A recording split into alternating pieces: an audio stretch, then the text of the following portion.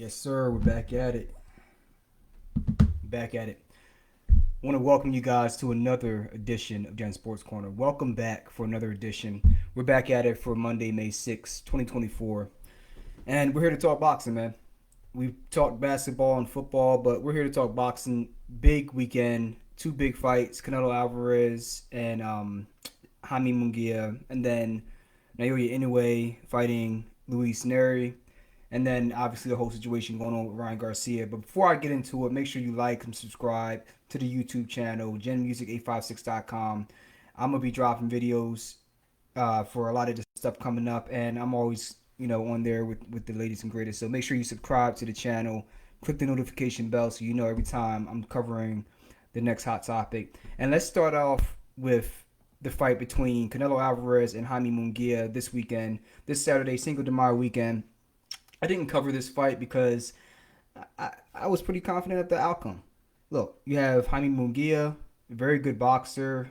He had a lot of fights up to this point, but he's green. He has good, solid fundamentals. He has decent pop. He has solid speed, but there's levels to this. There's layers. And I looked at this fight between him and Canelo Alvarez similarly to the way I looked at the fight between Canelo Alvarez and Floyd Money Mayweather, 10, 15 years ago. Canelo, very skilled, young fighter, but green. He was 23 years old, and he was running through people, but he didn't have the requisite experience yet. And this was the same way I saw this fight playing out between Canelo and Munguia, and it did. I didn't watch the fight, but I saw some of the highlights. I saw at least one of the knockdowns on a check right uppercut from Canelo, put him down in like the fourth or fifth round. And it was pretty clear that he was going to control the flow of the fight. And Canelo did that. He landed, 50% of his power shots? I mean, come on now. He made a statement of, we're still here. And to correct myself, it was a fourth round knockdown on the right uppercut. Now, he landed the left hook to the body, but it was that right uppercut that was on the button. So, look, give him his props. He won the fight. But we all know the fight that needs to be made, and that's the one with David Benavidez. And guess who was there attending the fight? David Benavidez. And Canelo Alvarez from the ring after the fight, he was saying, hey, you're next for all intents and purposes. And David Benavidez was sitting there in the crowd like, yeah, that's what I've been waiting for. So do you think the fight will be made between them anytime soon, or do you think there will be other fights in the interim, or do you think it will never happen? Let me know your opinion on that. But that's the fight we've all been calling for. The only reason that Jaime Munguia got this fight was because he was the WBC silver champion, I believe. So he counted as a mandatory. Just like David Benavidez was a mandatory challenger as well, but he also counted as a mandatory. So it gave Canelo Alvarez the choice to pick between the two. And in my opinion, he picked the easier option. Obviously, David Benavidez is called the monster for a reason, Mexican monster for a reason, which is ironic because we're going to get into the next monster who's not Mexican, he's Japanese, and that is Naoya Inuoe. He fought today, on Monday, at 122. He's the undisputed champ at 122, I believe, and he defended his belts against Luis Nery, who was 35-1 coming into this fight with a lot of knockouts. And they had a lot of combined knockouts. I think their combined record was like 61-0, 61-1 or something like that. And they had a lot of knockouts between them. So this was a very, very big fight. And Nery went over to the Tokyo Dome in Japan, and he fought at 7:30 Eastern Standard Time. And this was another fight where I had pretty strong convictions about the outcome of this fight. I thought Nery had good power. He had good experience. He's a grizzled veteran. He's not afraid of nobody. He didn't show anyway any respect coming into this fight. If anything, the storyline behind this fight was that he beat Yamanaka, a fighter who I think Yamanaka fought Lomachenko and lost to him a few years ago. But Nery also fought Yamanaka, and he came in 3 pounds overweight, which is ironic because I'm tying all these things together, right? He came in 3 pounds overweight to this fight just the same way as Ryan Garcia did in the Haney fight. And he ended up coming in and whooping up on Yamanaka, and the Japanese fans did not like that. Okay, coming in overweight and being the bigger guy trying to weight bully Yamanaka, and he did, and he was able to beat him, and he got banned. He could not come back to Japan for a long while, and this is the first time he was allowed back. If I'm wrong on that, please correct me, but that's what I remember from my notes when I was reading. But point being, there was no love lost between the Japanese fans or between Inoue and the Nery camp, and vice versa. So there was a lot of animosity going into this fight, and this is the way I saw it.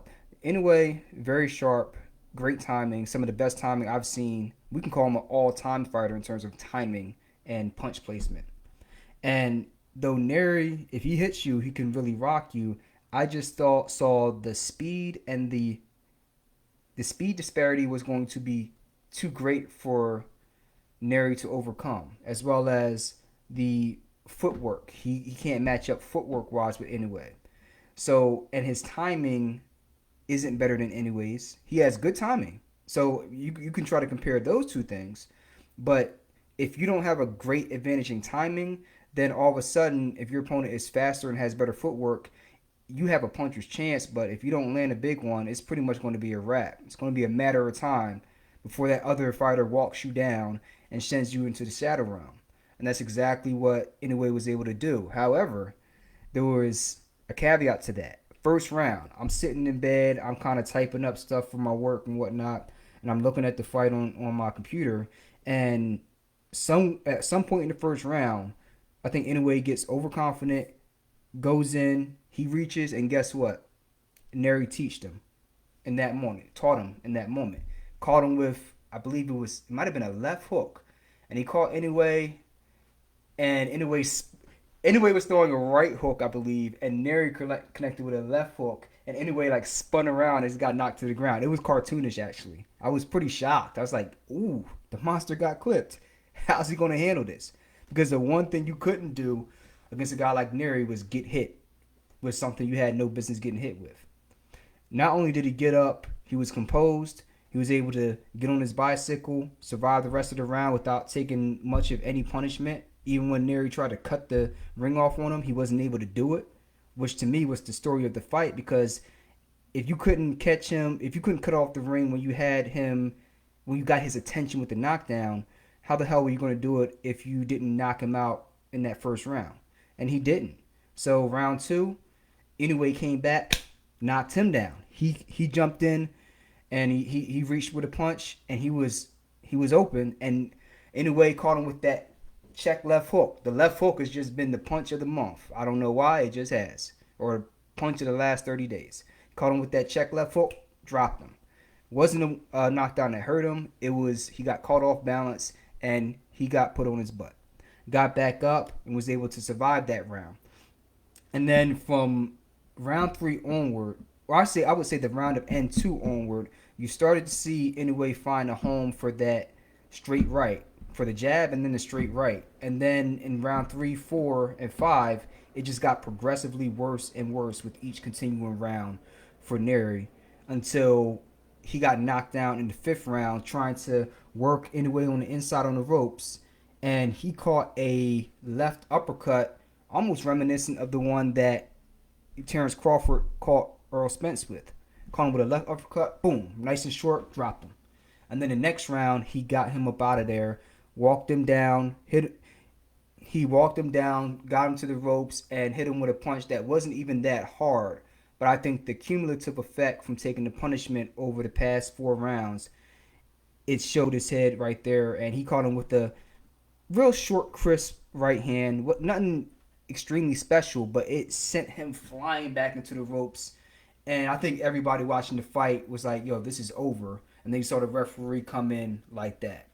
And man, it was just another performance of just sheer dominance by Inoue, and just highly impressed. Every time I see this guy, I'm impressed more and more by his work ethic, his precision, his timing, and the power that he has in that smaller frame. So great fight by Inoue. and I want to see who's next for him. I know I can't remember who stepped in the ring, but somebody called him out.